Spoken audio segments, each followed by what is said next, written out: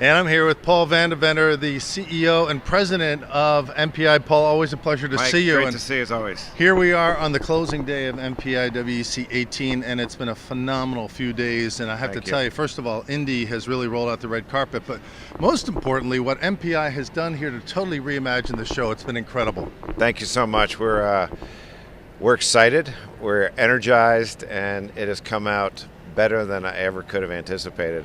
This has been an 18-month project. We took a lot of feedback from our members that they wanted to see something different, and we've been encouraging them for years to reimagine their own events, and it was time to practice what we preach. So you stopped planning meetings and you're Start designing experiences. Start designing experience, because at the end of the day, it's all about experience. And that's what it is. It's a design experience program. We used the event canvas design. We actually engaged 15 planners in Europe who weren't familiar with MPI, and we put them in a 3-day workshop to say, how would you put an event on for an audience that looks like this? It began there, and then we evolved that over the last year into what you're seeing out here on the floor, which is a dynamic, interactive, open floor plan.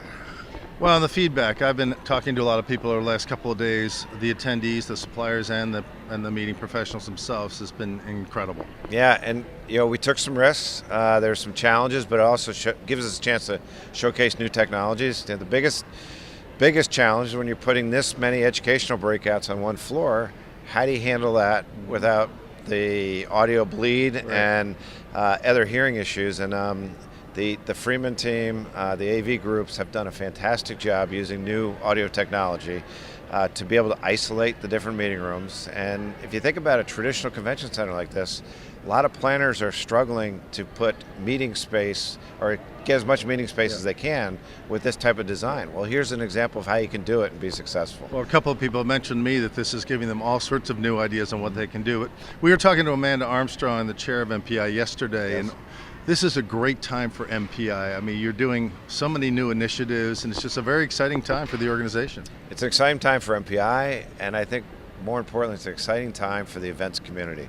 The live events industry has been running under the radar screen for a long time, and I think all the work, the associations getting together, groups like Meetings Means Business, to go out and advocate for what live events do, we're telling the value story. And organizations understand that this is not something you cut, it's something you invest in. It helps grow business and it helps drive innovation.